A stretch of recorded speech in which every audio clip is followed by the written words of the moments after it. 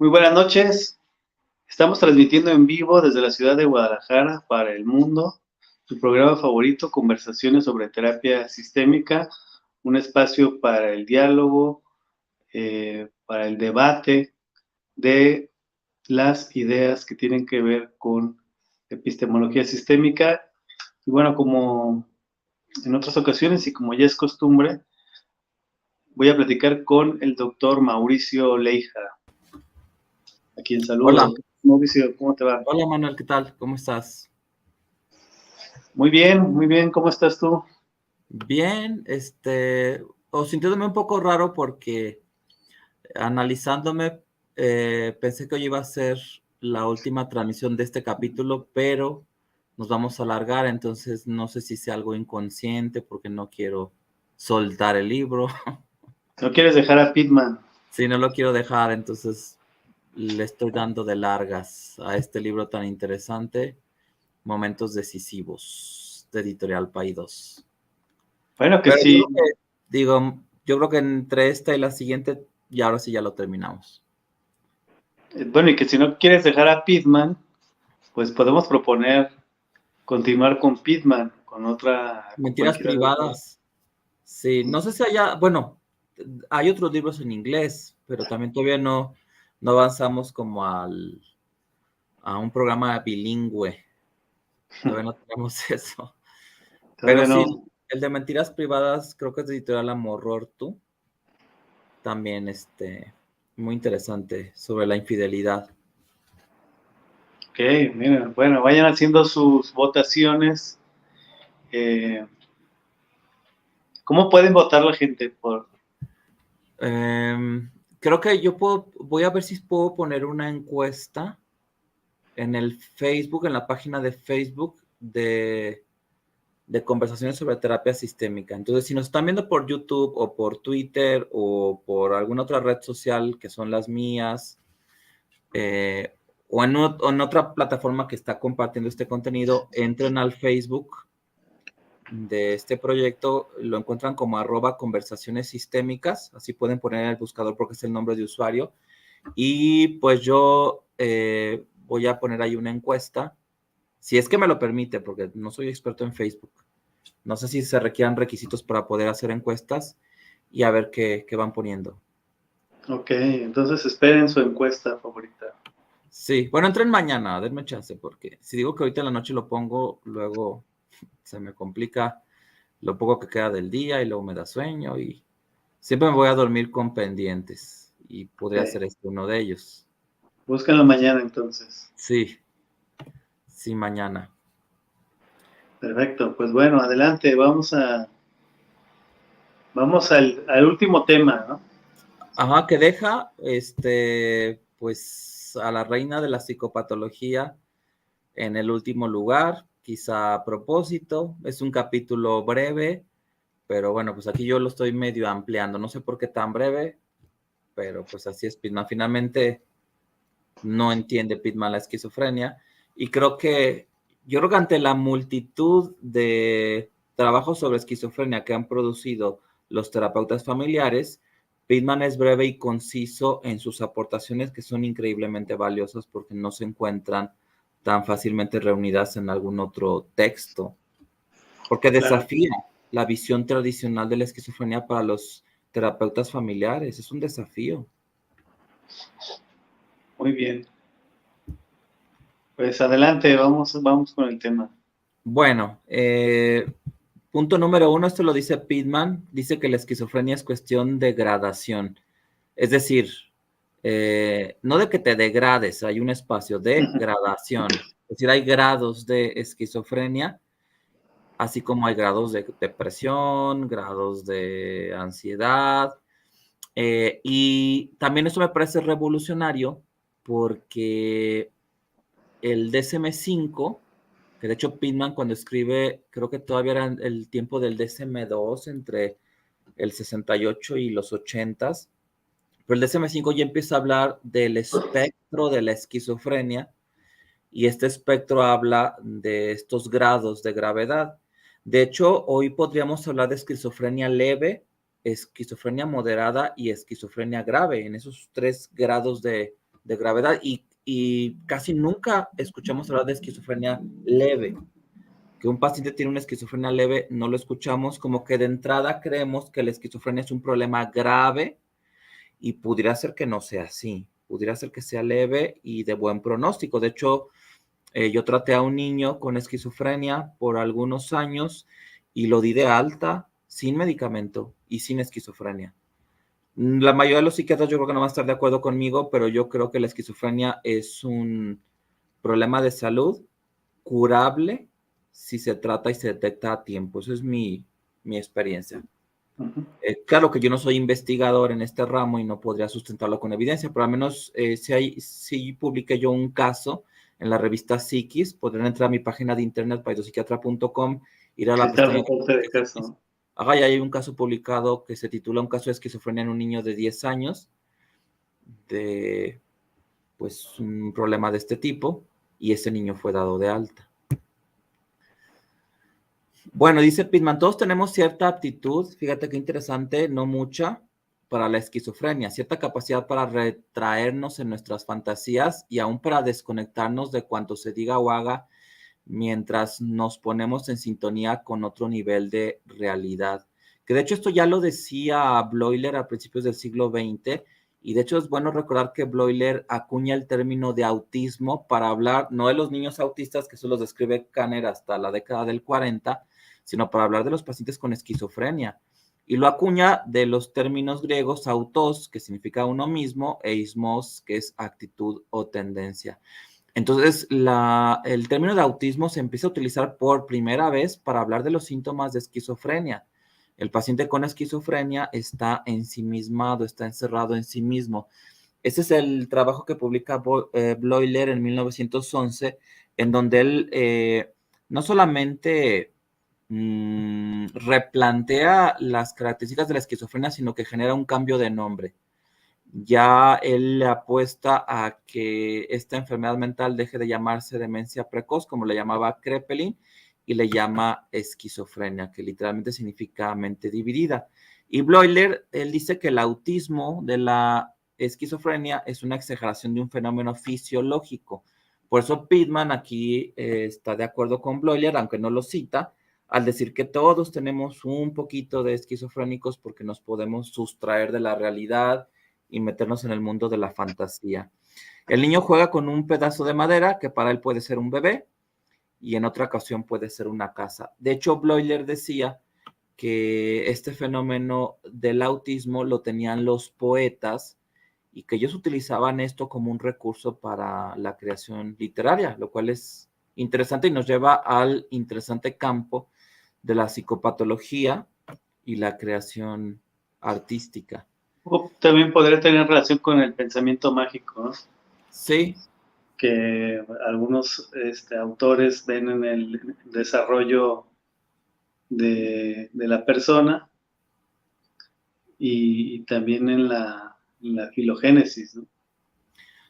De hecho, yo recuerdo cuando yo era niño y tenía pensamiento mágico, yo sí llegaba, por ejemplo, cuando me sentía muy estresado por un examen y sentía que no estaba bien preparado, esto era en la primaria, yo sí me ponía a pensar mucho que no llegue la maestra, que no llegue la maestra, que no llegue la maestra, o que se enferme, ¿no? Como No me un funcionaba. conjuro. ¿Cómo? Una especie de conjuro. Sí, porque empiezas a creer que tu pensamiento modifica el mundo real. Ya después la física cuántica ha mostrado que eso no es tan descabellado, que es muy interesante, pero eso sería tema de otra transmisión. Pero el niño no se cuestiona y cree que sus pensamientos pueden influir en la realidad, que luego, por ejemplo, pasa que si tú le deseas como niño la muerte a alguien, por ejemplo, a tu papá, porque estás metido en el complejo de Edipo, y el papá se muere, entonces desarrollas un trastorno mental, porque tú te sientes culpable porque crees que tú lo mataste. Claro. Y pudiera ser que eso también suceda en otras etapas del desarrollo en personas que tienen este pensamiento esquizofrénico. Y bueno, aparte de que el ensimismamiento no es algo tan descabellado, el ensimismamiento o este autismo como síntoma de esquizofrenia está hasta respaldado por lo que se sabe del funcionamiento del cerebro. Fíjate, esto lo tomé de un libro, a ver, no. Bueno, no, viene más adelante, pero eso todavía es de Bloiler, de 1911. Dice, los esquizofrénicos más graves viven en un mundo propio, se han encerrado en sus deseos y anhelos, se han apartado en todo lo posible de todo contacto con el mundo exterior. A este desapego de la realidad, junto con la predominancia relativa y absoluta de la vida interior, lo denominamos autismo. Ya es muy raro que algún médico utilice el término autismo para hablar de los síntomas de la esquizofrenia. Y esto lo dice Neymeyer en un libro que me recomendaron cuando yo hacía la maestría en psicoterapia sistémica, que se llama Evaluación Constructivista de PAI 2. Y Neymeyer dice que mucho de lo que creemos saber sobre el mundo externo es en realidad conocimiento sobre nosotros mismos. Y aquí ese es el argumento neurobiológico de este autismo normal. Neymeyer dice, numéricamente hablando, hay 10 neuronas motoras o eferentes, que son las neuronas que captan información del mundo por cada receptor sensorial eferente, que son los receptores que están abiertos a toda la información que llega de los sentidos. Y por cada neurona motora hay 10,000 interneuronas. Y entonces dice, si aceptamos la noción tradicional de que los receptores sensoriales de cada ser humano constituyen su contacto con el mundo externo, estamos obligados a concluir que cada uno está conectado mucho más extensamente consigo mismo que con el medio ambiente externo, en una proporción de 100,000 a 1. Para no hacernos bolas y simplificar esto, puedo decir que tenemos más neuronas trabajando en procesos internos, estableciendo asociaciones y generando información que las neuronas que están captando la realidad desde afuera. Entonces, pues todos estamos ensimismados, ¿no? Sí, claro. Sí, Interesante. sí. Entonces, por eso es que pues siempre nos proyectamos en nuestros deseos, nuestros pensamientos, al poder conocer a otras personas. Pero bueno, el desafío de Pittman tiene que ver con este pensamiento circular, en donde él ya no considera que el doble vínculo, supongamos que es el fenómeno A, genera esquizofrenia, que sería el fenómeno B, lo cual pues no tiene nada de sistémico, sino de lineal, y él más bien piensa que puede ser circular la relación, que las conductas de un paciente con esquizofrenia pueden generar graves problemas de comunicación en la familia. Entonces, creo que esto es la principal aportación y la principal diferencia en la epistemología de Pittman, que es más sistémica, pero desafía paradójicamente la visión tradicional de la terapia familiar y la esquizofrenia. Y algo que, bueno, ¿aquí vas a decir algo? Ajá, o sea, los trabajos pioneros del grupo de Bateson, ¿no? Exacto, sí. Que pues se pueden criticar, se pueden leer, releer. Fíjate, en mi formación como psiquiatra, generalmente cuando teníamos sesiones académicas, los profesores les gustaba que comentáramos el último artículo de la revista de más prestigio. Y yo creo que algo que se debería de hacer y que a mí me hubiera gustado mucho es tomar esos artículos clásicos que se han convertido como en fundamentos o en pilares de las ciencias de la salud mental, leerlos a través de nuevas ópticas, una nueva manera de pensar y discutirlos.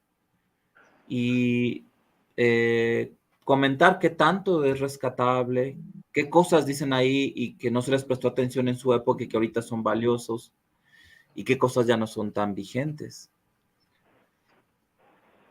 Ahora, algo que Pittman critica y que también, pues ahí sí creo que la mayoría de los terapeutas familiares sí van a estar de acuerdo, es el énfasis que se hace en la madre como la generadora de esquizofrenia. Aunque es curioso, Bateson no emplea el término de madre esquizofrenizante, que es del 43 me parece, sí cita en ese trabajo de Hacia una teoría de la esquizofrenia a Frida von Reimann, a quien se le atribuye el término de madre esquizofrenizante. Entonces, sí y no.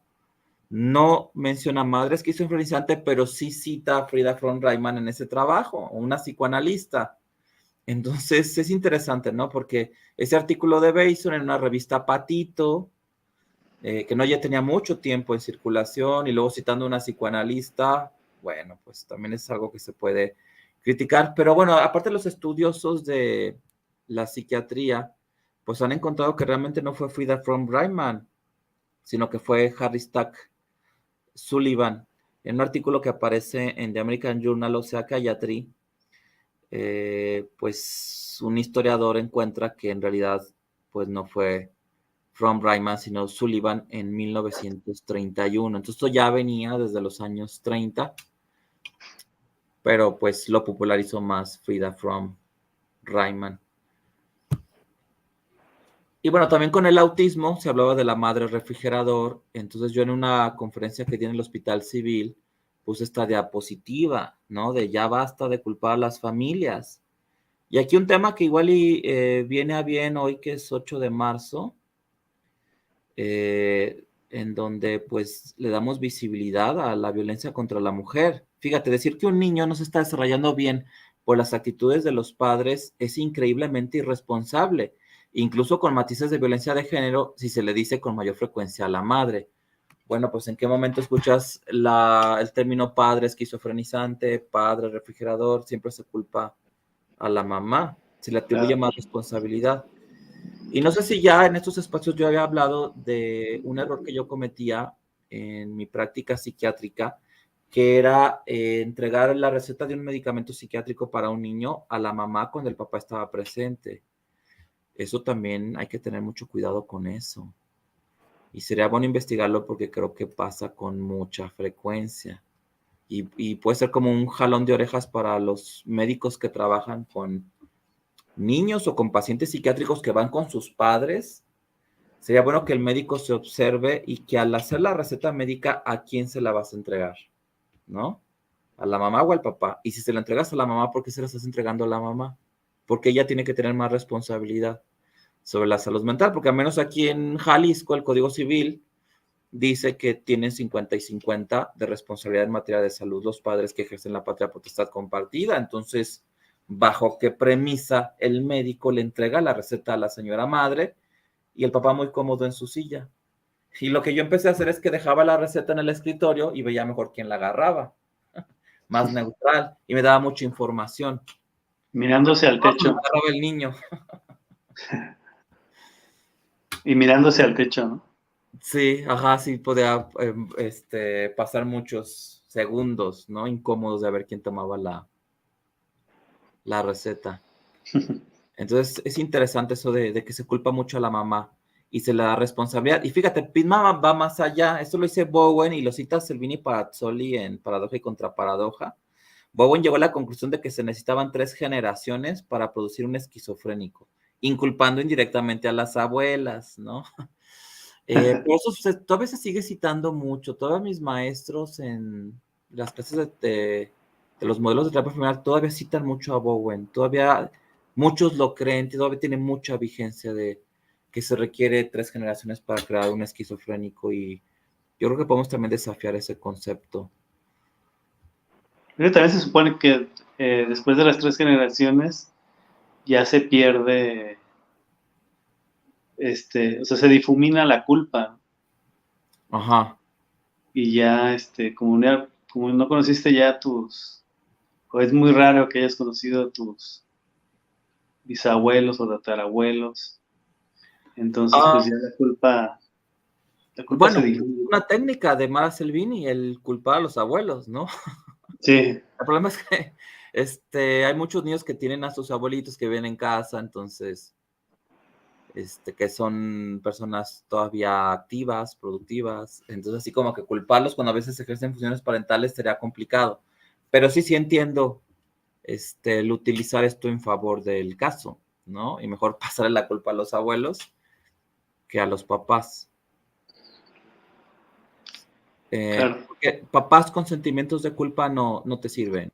No, o sea, haciendo sentir culpables es muy raro que te pueda funcionar, ¿no? Pero claro, haría falta investigación al respecto de qué tanto la culpa puede funcionar. Una pregunta de investigación: ante características tan cotidianas en el ambiente familiar, cómo es que la mayoría de los niños no desarrollan esquizofrenia o alguna otra forma de psicopatología. Por ejemplo, hace tiempo yo citaba mucho el famoso comentario que se les hace a niños pequeños de que tú eres el hombre de la casa. Se les hace con frecuencia ese comentario, sobre todo si el papá no está o el papá se va a ir de vacaciones, le dice al niño que él es el hombre de la casa y eso es un doble vínculo. Y el niño no le da esquizofrenia. Entonces es algo muy común. Prácticamente creo que si tomáramos una familia de la población al azar, sería muy difícil no encontrar comunicación de doble vínculo. Entonces, más bien la cuestión es al revés. O sea, ¿cómo es que la mayoría de los niños se las arreglan para no desarrollar esquizofrenia? Y como la mayoría de las familias tienen comunicación de doble vínculo y la mayoría no tienen un esquizofrénico, entonces también podríamos llegar a la conclusión de que el doble vínculo te protege de la esquizofrenia. Si la mayoría no se vuelven esquizofrénicos, entonces es al revés. Y entonces ahí ya estamos haciendo tambalear los cimientos de una teoría muy fuerte que generó frutos interesantes, pero ya las raíces ya se están secando. Bueno, ¿querías decir algo, Emanuel? No, adelante, adelante. Continúa Ok. con la... Bueno, y Pittman también, no, bueno, además de que critica estas teorías de los años 50 y 60, pues también él menciona la parte biológica y él considera que la esquizofrenia es un defecto genético en la química neuroendocrina del cerebro. Y de hecho ya habíamos platicado en la transmisión anterior de que algunos autores consideran la esquizofrenia como un trastorno del neurodesarrollo, porque sí se ha visto que tanto a nivel neurológico como estrictamente clínico se pueden detectar algunos signos en niños pequeños que después van a desarrollar esquizofrenia. Aquí el problema es que son signos muy ambiguos que no te predicen nada, pero se alcanzan a percibir. Y algo también interesante que menciona Pittman es que pues no hay una sola causa, aunque hablemos de fenómenos biológicos, no hay una causa biológica que esté bien identificada, ni siquiera la genética. Ese es un artículo que escribe Kendler en el 2005 y él rechaza también esta visión lineal de la genética.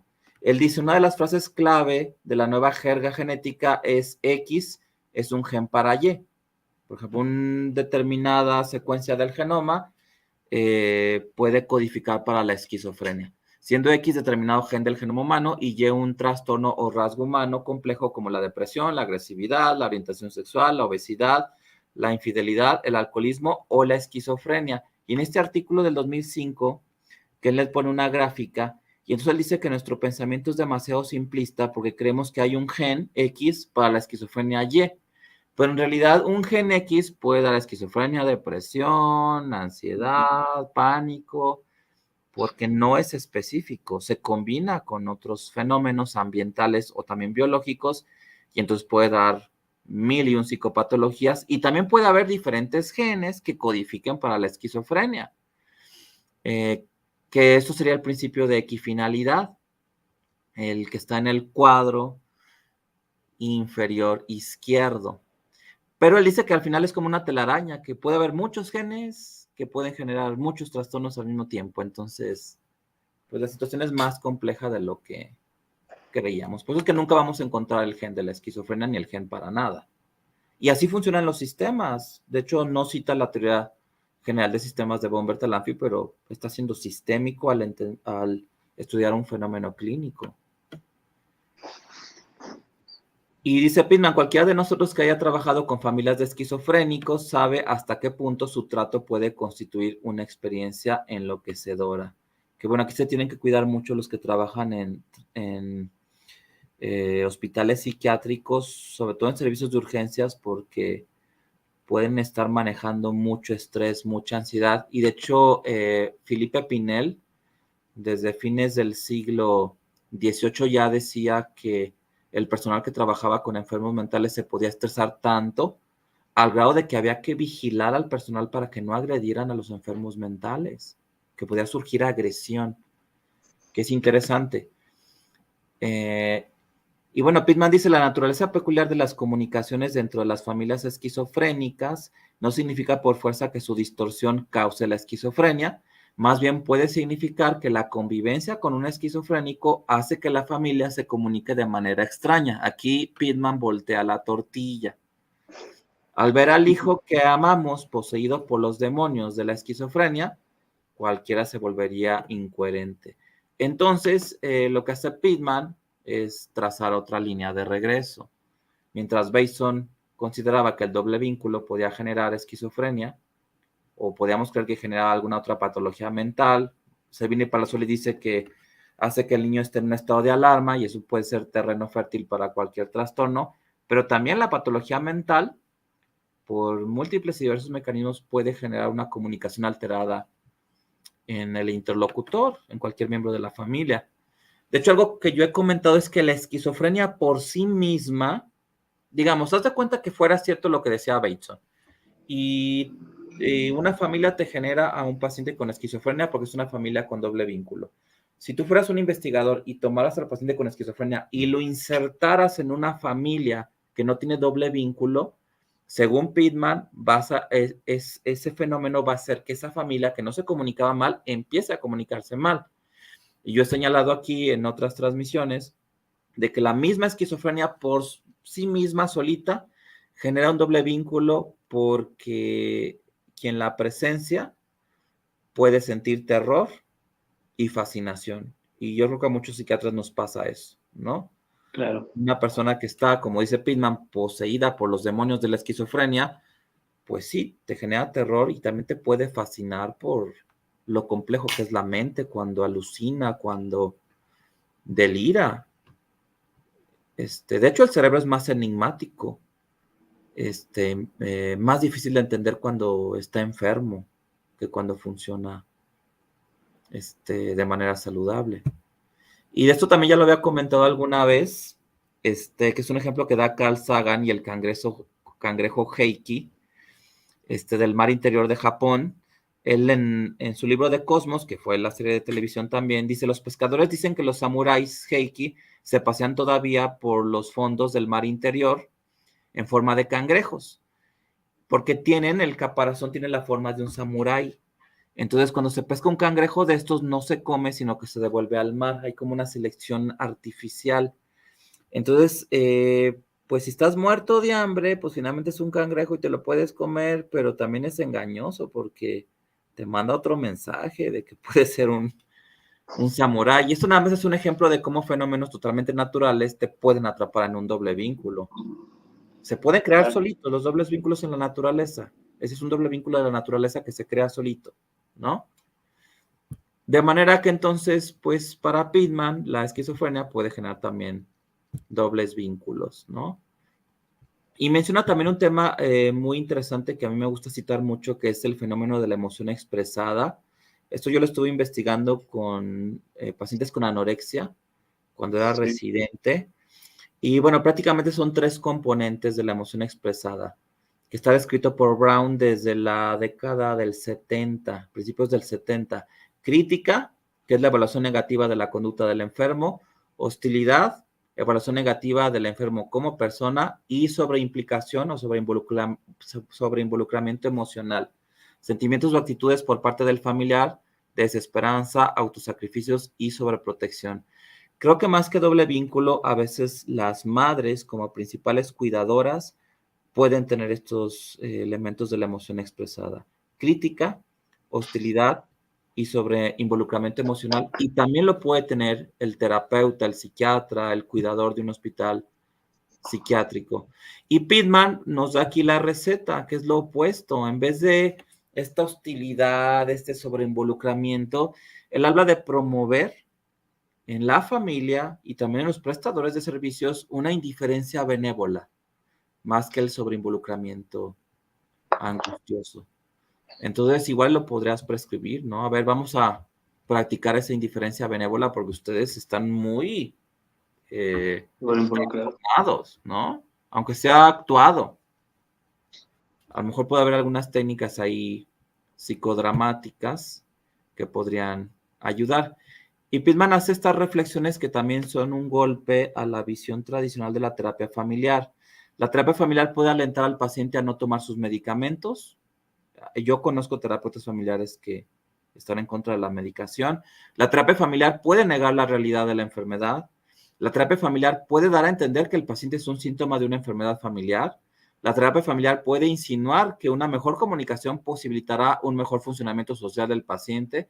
Y la terapia familiar puede promover una emancipación prematura del paciente. De hecho, hay algunas intervenciones muy arriesgadas de Mara Selvini, en donde dejaron a un esquizofrénico en un departamento solo por 6 meses, y les va bien porque lo encuentran con novia y trabajando, pero quizá a la mayoría no les pasa eso, ¿no? Sí, muy interesante porque para Pittman la misma terapia familiar es un riesgo, ¿no? De hecho, bueno, lo vamos a ver en la siguiente transmisión, los pasos, y no me quiero adelantar, pero prácticamente da a entender que es más importante psicoeducar, o sea, que entiendan la enfermedad, más que entrarle con una terapia familiar con todas sus letras y con toda la epistemología tradicional. Prácticamente está diciendo que puede ser iatrogénico, puede ser perjudicial. Entonces creo que es un Y le capítulo. apuesta mucho a este modelo de la emoción expresada, ¿no? Exacto, ajá. Ver Es la el, emoción es el modelo expresada de y que entiendan la esquizofrenia y que no dejen el medicamento. Y es increíble que muchas veces no, eso no se hace. El terapeuta familiar que se formó en una escuela tradicional, pues no va a hacer esto. Entonces podría estar perjudicando al sistema. Y Pittman es muy práctico. Ya ves que él empieza su obra diciendo que algo así como que la cordura o el sentido común, no me acuerdo qué dice, que es como el principal elemento del terapeuta familiar, ¿no? la sensatez. Ajá, sí, prescribir sensatez. Es sensato y prescribe. Y vas dando seguimiento. Fíjate, la terapia familiar fomenta la presentación de problemas, así como experiencias y emociones negativas, lo cual podría equivaler a un aumento de la emoción expresada. Entonces, si tú le quieres entrar con la técnica de la intensidad de Minuchin, aguas con ese tema. No ensayes la intensidad de Minuchin en familias de esquizofrénicos, porque la intensidad ya la tienen en la emoción expresada y vas a generar más caos y puede ser que precipites un agravamiento del problema. Y algo muy práctico que él dice, que me recordó esos teléfonos que estaban en los escritorios de gente muy importante. Si se desea mantener al esquizofrénico fuera del hospital, el terapeuta debe estar siempre disponible para manejar las crisis. Entonces, pues todo un reto, ¿no? Si tienes varios pacientes con esquizofrenia en tu agenda, pues ahí tienes que tener tus líneas para cualquier cosa si quieres que no se interne. Y por último, para concluir esta transmisión, de estas recomendaciones, evitar los alucinógenos en forma absoluta y la marihuana es desastrosa para los esquizofrénicos, sean cuales fueren sus efectos sutiles en las demás personas. Sí, de hecho, muchas personas que Eso fuman ya marihuana lo, después desarrollan esquizofrenia. eso ya lo hablábamos En la transmisión, en una videotransmisión anterior. sí.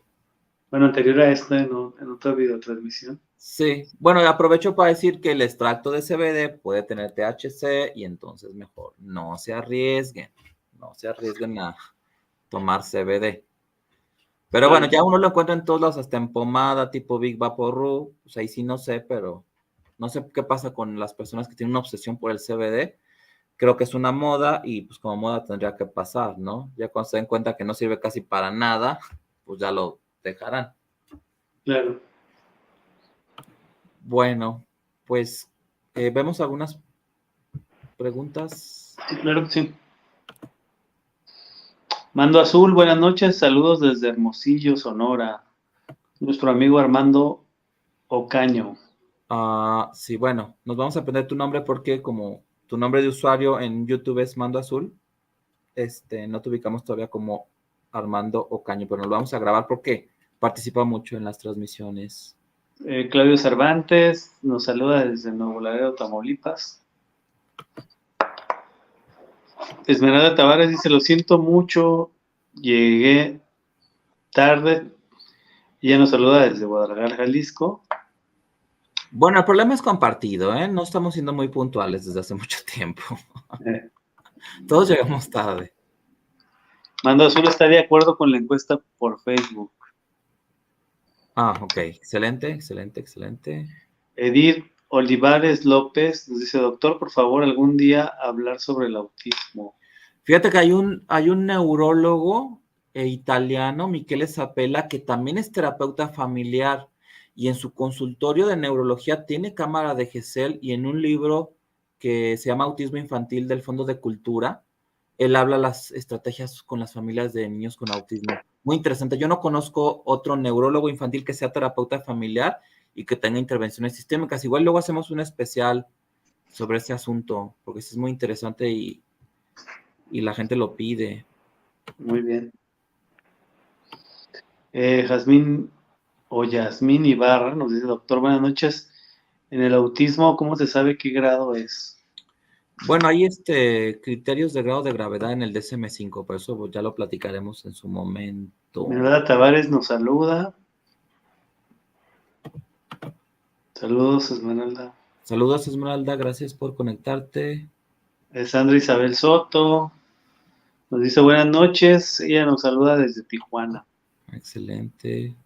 Tere Alvarado, buenas noches. Gracias por su apoyo. Eduardo Orozco dice siempre lo hace. No sé a qué se refiere. Y Sandra Isabel nos dice saludos desde Tijuana otra vez. Así es. Ah, Desde Tijuana también Siquetito. estoy conectando de Tijuana. De Tlaquepaque, saludos, Jazmín Ibarra. Un saludo a Tlaquepaque. Natalia Velasco, buenas noches, saludos desde Guadalajara. ¿Cómo podemos reconocer los síntomas de la esquizofrenia en los niños? Uy, es muy difícil. Pregunta de investigación. Son niños, creo que hablando en términos muy generales, son niños raros, con pocos amigos, con mucho pensamiento mágico. Pero no podrías diagnosticarlos con eso. Entonces nada más hay que darles un seguimiento estrecho porque cuando empiece a haber más elementos de bajo funcionamiento, se podría hacer el diagnóstico. Pero algunos consideran que no hay que esperarse hasta que aparezcan los delirios y las alucinaciones. En la transmisión pasada yo citaba a Clarambo que decía que cuando el delirio hace su aparición, la psicosis ya es antigua. Entonces ya pasaron muchas cosas cuando el paciente empieza con los delirios y las alucinaciones. Pero Claro. bueno, es complicado.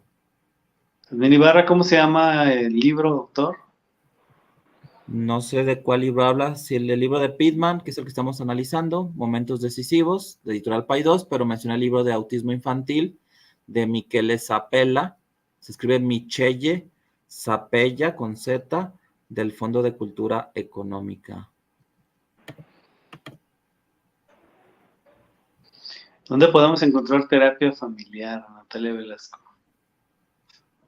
Muy buena pregunta, Natalia. Hay que informarse en su comunidad, ¿no? Yo por eso proponía que en los desfiles del 1 de mayo desfilara el honorable cuerpo de terapeutas familiares para que la gente los ubique, los identifique y sepa dónde están, ¿no? Así como las Cruz Roja o las agencias de la policía o del Ministerio Público.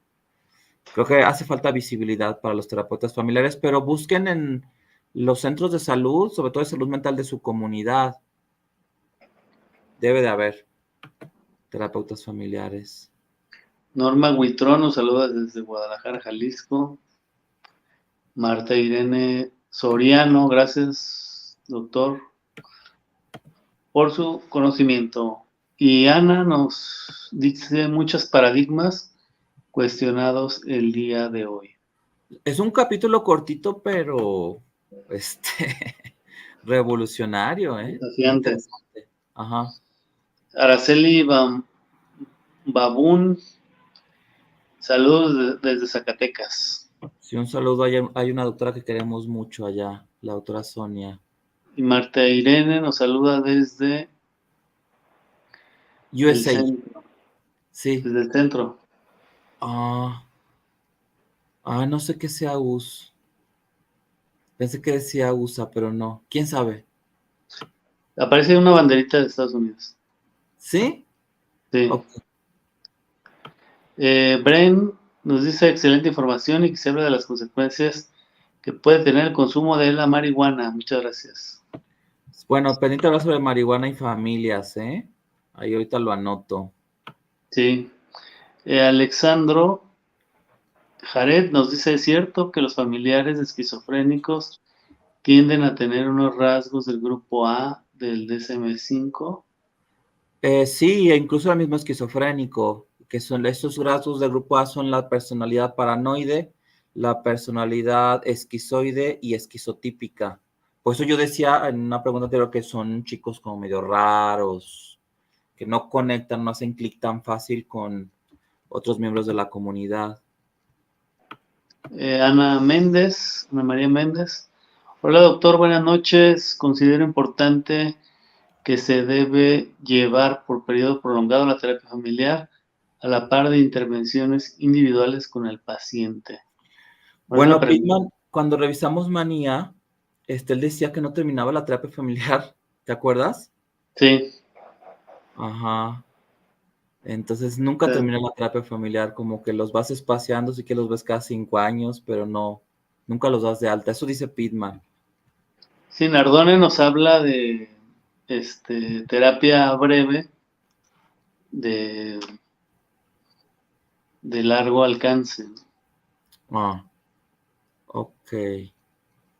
O Excelente. terapia breve de tiempo prolongado. Sí, que también es un Una desafío paradoja, ¿no? a los modelos tradicionales, ¿no? Que son muy breves. Jazmín Ibarra nos dice gracias. Esmeralda Tavares, excelente historia. No sé de qué historia habla, pero ya es el último comentario. Muy bien. Bueno, entonces Gracias. ponemos la encuesta, ¿sí? Sí, esperen la encuesta para el día de mañana. Sí, y la siguiente transmisión terminamos de ver la terapia de familia con pacientes con esquizofrenia. Aclaración, los que promueven derechos humanos, la Asociación Psicológica Americana no está de acuerdo con el término esquizofrénico. Yo lo menciono aquí, pues sí es más sencillo, y así estoy citando a Pitman literalmente porque así aparece, pero tratan de que el término no le dé identidad a las personas y tratan de fomentar el que se hable de una persona con esquizofrenia o una persona que padece esquizofrenia o que tiene un problema de esquizofrenia y no un esquizofrénico, no una anoréxica, no una bulímica. Pero bueno, eso como aclaración. ¿Sí? Perfecto. Bueno, pues nos vemos. Nos vemos. Emanuel, hasta luego.